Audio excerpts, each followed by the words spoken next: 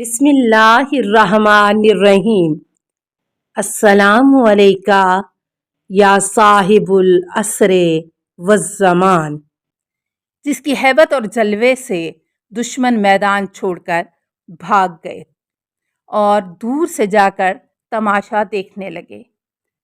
معاویہ کو غصہ آیا اور اس نے اپنی فوج کے شجاع ترین آدمی ابن شاسا کو میدان میں جانے کا حکم دیا، جو ہزاروں آدمیوں کے ساتھ مقابلہ کیا کرتا تھا۔ اس نے کہا، اے امیر، لوگ مجھے 10,000 آدمی کے برابر سمجھتے ہیں، آپ کیسے حکم دے رہے ہیں کہ میں اس نوجوان کے ساتھ مقابلہ کرنے جاؤں؟ معاویہ نے کہا کہ پس کیا کروں؟ شاسا نے کہا، میرے 7 بیٹے ہیں، ان میں سے ایک کو بھیجتا ہوں تاکہ اس کا کام تمام کر دے۔ معاویہ نے کہا، بھیج دو۔ اس نے ایک کو بھیجا، اس نوجوان نے پہلے وار میں اسے واصل جہنم کر دیا۔ دوسرے کو بھیجا، وہ بھی قتل ہو گیا۔ تیسرے کو بھیجا، چوتھے کو، یہاں تک کہ 7 بیٹے اس نوجوان کے ہاتھوں واصل جہنم ہو گئے۔ معاویہ کی فوج میں زلزلہ آ گیا۔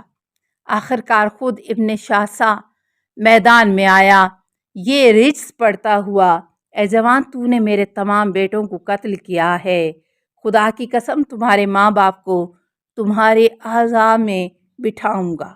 اس نے تیزی سے حملہ کیا، تلواریں بجلی کی طرح چمکنے لگیں۔ آخر کار اس نوجوان نے ایک کاری ضربت سے ابن شاسا کو بھی زمیں بوس کر دیا۔ سب کے سب مبہوت رہ گئے۔ امیر المومنین علیہ السلام نے اسے واپس بلا لیا، نقاب کو ہٹا کر پیشانی کا بوسہ لیا۔ ہاں، یہ نوجوان کون تھا؟ یہ قمر بنی ہاشم، یہ 12 سال کا عباس، یہ شیر خدا کا شیر تھا۔ نیز تاریخ میں لکھا ہے کہ جنگ صفین میں معاویہ کی فوج نے پانی پر قبضہ کر رکھا تھا۔ جب امیر المومنین علیہ السلام کی فوج کو پیاس لاحق ہوئی تو آپ نے امام حسین علیہ السلام کی قیادت میں کچھ افراد کو پانی کے لیے بھیجا، اور حضرت عباس امام حسین علیہ السلام کے دائیں طرف تھے۔ انہوں نے پانی کو باقی لشکر والوں کے لیے فراہم کیا۔ یہ ایام گزر گئے، سن 40 ہجری آ گئی، مسجد کوفہ کا محراب رنگین ہو گیا جب حضرت علی علیہ السلام شہید ہوئے۔ حضرت عباس 14 سال کے تھے۔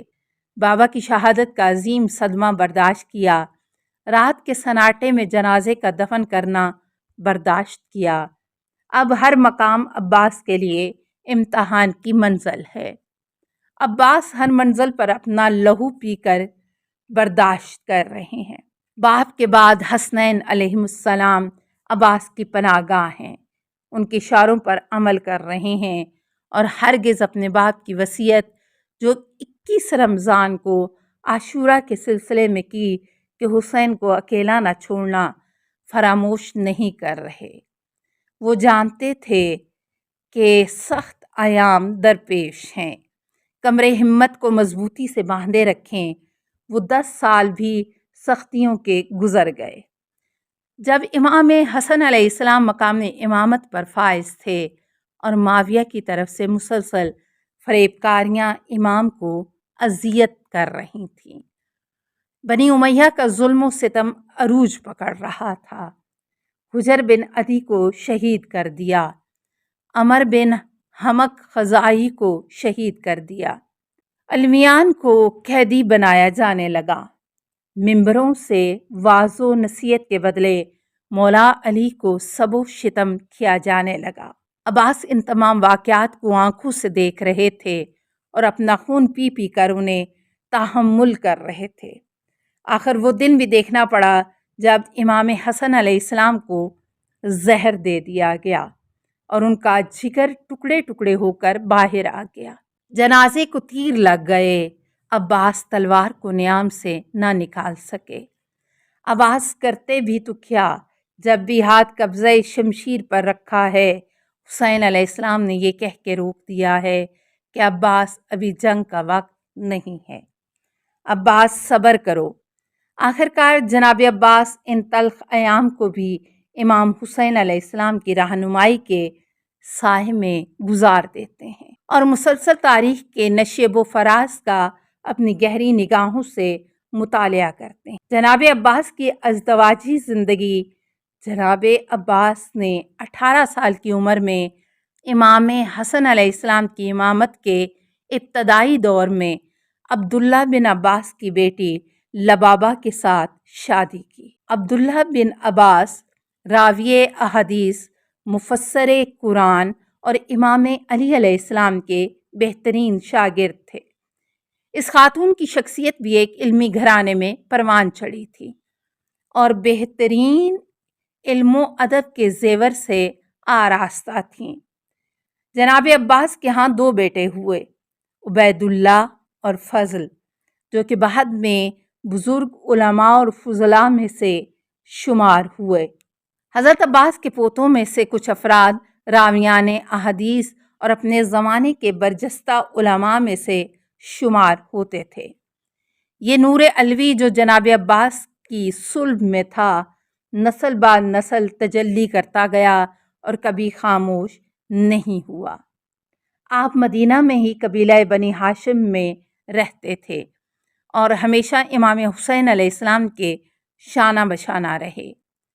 جوانی کو امام کی خدمت میں گزار دیا۔ بنی ہاشم کے درمیان آپ کا خاص رعب اور دبدبا تھا۔